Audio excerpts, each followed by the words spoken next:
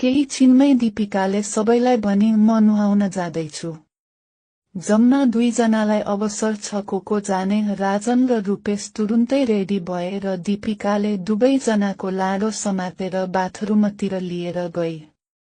विकेश बीचमा गएर उभियो र भन्यो, कसैलाई गे गर्न मन पर्छ भने म रेडी छु है।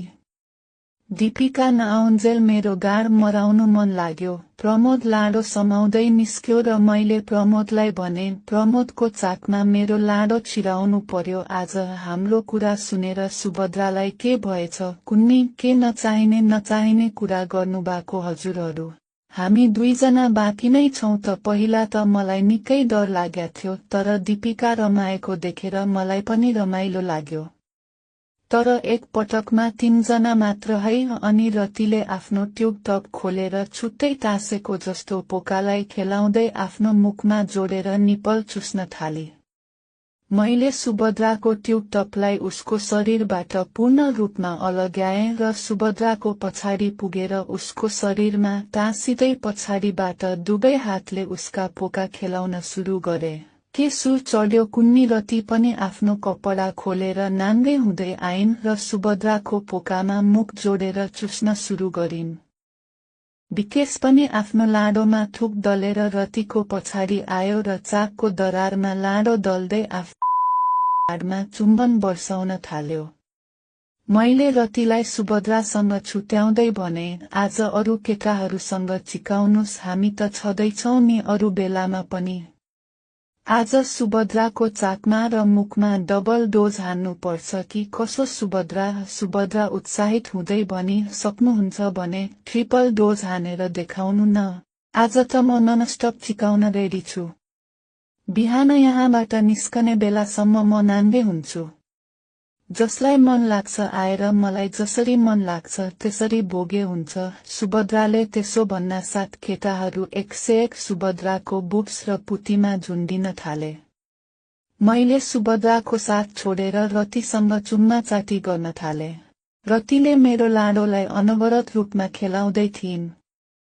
अचानक रतिले मलाई एक छेउको कुर्सीमा बसाइन् र मेरो लाडो मुखमा हालेर चुस्न थालिन्। अनि बेला बेलामा मेरो लाडोलाई घाँटीको जरोसम्म पुग्ने गरी मुखभित्र छिराउने कोसिस गरिन्।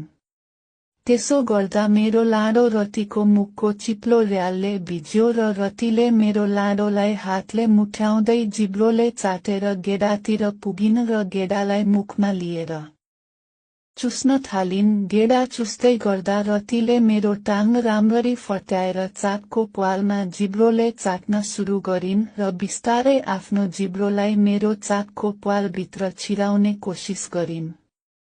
मलाई निकै मजा आइरहेको थियो। त्यतिकैमा राजन र रूपेश दुवै सँगै आइपुगे। रतिले मेरो चाकको प्वालमा चाटेको देखेर निकै मजा लागेछ क्यार आन्टी, हामीलाई पनि यस्तो मजा दिलाउनु न।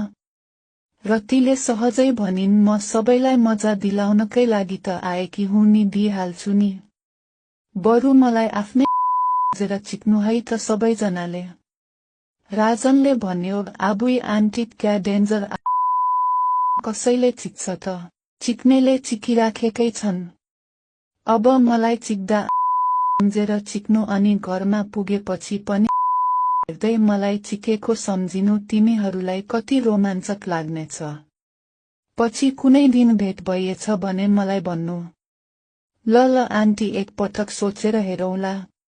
फेरि आन्टी, ल अब आजको दिन मलाई भन्नु अनि तिमीहरूले सोचेको कुरा महेन्द्र अथवा विकेशलाई सुनाउनु, मलाई थाहा भइहाल्छ।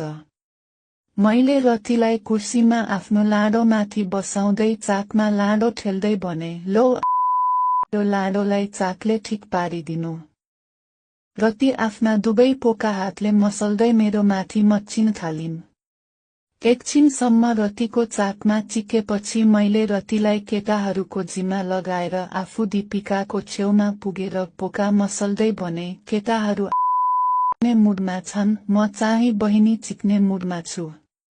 अनि दीपिकालाई उचालेर उसको पुतीमा लाडो छिराउँदै चाकको पुट्ठालाई हातले समाएर तलमाथि गराउँदै चिक्न थाले। प्रमोद म भए ठाउँ आइपुग्यो र मेरो हातमाथि आफ्नो हात राखेर दीपिकाको चाकलाई स्थिर बनाएर चाकको प्वालमा छिराएर चिक्न थाल्यो। दीपिकाले अँगालो मारेर भनी जति चिक्नु छ आजै चिक, भोलिदेखि त म तिमीहरूको बहिनी हो क्यारे। मैले पनि दीपिकाको मुखमा मुख जोडेर छोड्दै भने आज दीपिका भालुलाई चिक्ने, भोलिदेखि दीपिका बहिनीलाई चिक्छु नि त। दीपिका हाँसी तिम्रो हरेक कुरा मलाई मन पर्छ। निकै बेरसम्म चिकेपछि मैले दीपिकालाई छुटाएर रति र सुभद्रा भएको ठाउँमा लिएर गए अनि तिनैजनालाई मुख खोल्न लगाउँदै भने केटाहरू हो, लौ माल मुखमा झार्ने है। अनि मेरो लाडोलाई रतिको मुखमा छिराएर चुसाउन थाले। केटाहरूले पालै पालो तीनजनाको अनुहारमा माल झार्दै गए। मेरो माल भने सुभद्राको मुखमा झर्यो र हामी सबै बिस्तारामा गएर पल्टियौं। सुत्दा हामी सबै नाङ्गैमै सुतेका थियौं। बिहान जिसमिसेमा मेरो निद्रा खुल्दा केटाहरू चिक्न थालिसकेका थिए। मैले घडी हेरे। प्रमोदले भन्यो 7:30 बजेतिर काम गर्ने मान्छे आउँछ, त्यो भन्दा अगाडि नै हामी रेडी हुनुपर्छ है। झन्डै 7 बजेसम्म मैले चिकाइको माहौल हेरेर मजा लिए। मेरो लाडो ठन्किएकै भए पनि घर पुगेर रुबिनालाई चिक्नका लागि आफूलाई संयम राखेर बसे। बिहानको 7 बजेपछि सबैजना नुहाउने र तयार हुनतिर लागे र 7:30 बजे काम गर्ने मान्छे आएर हामीलाई अण्डा पाउ रोटी र चियाको ब्रेकफास्ट खुवायो अनि काम गर्ने मान्छेलाई इनाम स्वरूप 1500 रुपैयाँ दिएर हामी काठमाडौँ फर्कियौं। साथीहरू, यो यौन कथा हजुरहरूलाई कस्तो लाग्यो लाइक कमेन्ट शेयर गर्न नभुल्नुहोला। यो घटना तथा पात्रहरू काल्पनिक हुन यो केवल मनोरञ्जनको लागि तयार गरिएको हो। कसैको मित्रता र नाता भङ्ग गर्ने हाम्रो उद्देश्य होइन।